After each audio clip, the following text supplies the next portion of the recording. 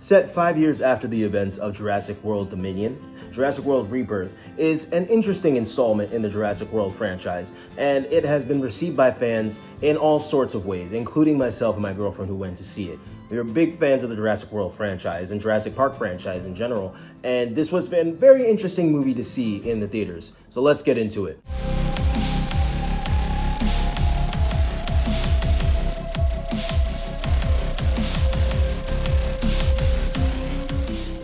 Directed by Gareth Edwards, I had high hopes for this film, seeing as how he directed Rogue One, a phenomenal Star Wars film, Godzilla movie from 2014, which was really well done, and The Creator, which was a phenomenal movie in and of itself. I was very excited, and my girlfriend and I were very excited to go see this film. And we went to see it, and as the movie went on, we kind of looked at each other and we were like, is it me, or is this movie just not really that great or even that much of a real Jurassic Park movie? Just kind of seems like the name splattered on there and they just have dinosaurs and all sorts of animals and they just call it a Jurassic Park film. So here's the basic synopsis of this movie.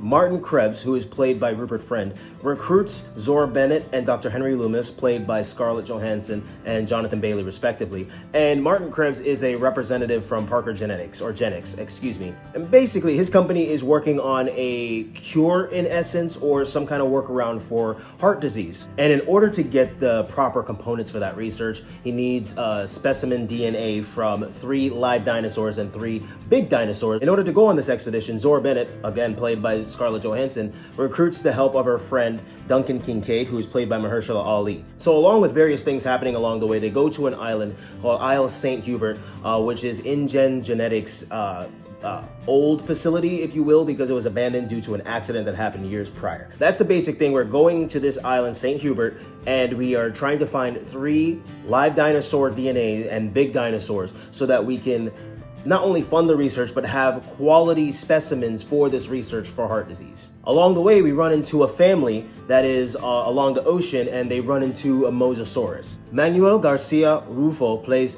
Ruben Delgado, the father of the family. Luna Blaise plays Teresa Delgado, the oldest sister. Adriana Miranda plays the little sister called Isabella Delgado. And David Iacono plays Xavier Dobbs, who is Teresa's boyfriend in the film. Overall, this movie was a little bit worse to me than Dominion, and Dominion was not great by any means, solely because it was just so slow in the first half. First of all. Second of all, we didn't really have as many dinosaurs as we normally see in all of the Jurassic Park and Jurassic World films. Third of all, it just kind of felt like things were forced. Now, I will say the scenes with the family being attacked by dinosaurs, I know that's not really a spoiler. We know it's a Jurassic Park film. People are going to be attacked by dinosaurs. We've seen these things in the trailers. Whatever. The scenes with the family and the dinosaurs and being chased, that was actually pretty cool. My girlfriend and I kind of called a lot of the deaths before they even happened. Yeah, you can kind of see some things, like, in the first Jurassic World movie with Chris Pratt and Bryce Dallas Howard. You can kind of call some things as well, but that movie was really well done. This movie, the writing seemed a little bit, I wouldn't say all over the place, but just kind of lackluster and very basic, with not really many payoff with many things. The story, as I said, was a little lackluster, and I understand the idea by rejected dinosaurs, or like the failed ones, or the worst of the worst, or mutant ones, or whatever you want to call them, being on a separate island all of their own. And even so, dinosaurs can't really adapt to the climate of that nowadays in the movie. So they're obviously, where it's warmer, closer to the equator, that's where more dinosaurs will be, or they'll gravitate towards. I can kind of understand that and get behind that. However, again, there weren't that many dinosaurs in this film, and even when there were, it just seemed like the CGI was a little bit off sometimes compared to the film from the 90s, which, I mean, that still holds up today. Like, even some of the acting and jokes might be a little bit dated in those movies, but it still holds up. With this film, it just kind of seemed like they just wanted to get a Jurassic Park / World film out, instead of actually truly diving in, bringing in some references and people from previous films, and really utilizing it in this film. Another thing I'll say is the acting sometimes was just a little bit off to me, and what I mean by that is some things seemed a little bit forced, like some reactions seemed forced a little bit, and it even kind of seemed like some interactions were slightly forced. But overall, I did like the dynamic of the family somewhat, and Scarlett Johansson and Jonathan Bailey and Mahershala Ali did a great job, because all 3 of them are great at what they do. Seeing them, they kind of held the film up a little bit, more for me,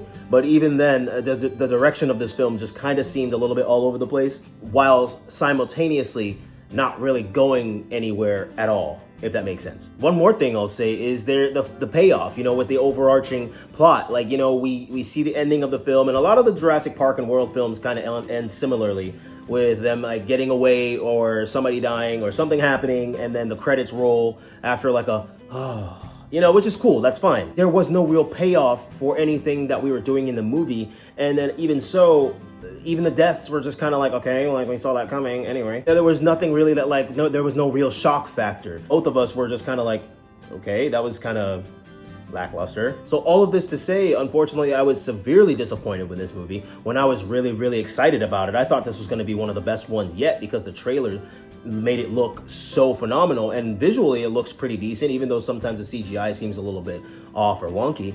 But the trailer really, really got me excited. So going in to see this and being as disappointed as I wasn't that great of an experience. But I will watch it again because it's a Jurassic Park film, so I will watch it again when it comes on streaming. But I will say that if you're not really that big of a Jurassic Park fan, or if you weren't that big of a Jurassic World fan, like the newer phase of the movies, then I would just recommend staying home, waiting for it to come on streaming, and just call it a day. Well, thank you guys for joining me in this video. It's much appreciated. If you aren't subscribed to the channel, hit that subscribe button. You don't want to miss out. Thanks again for watching, guys. Until the next one.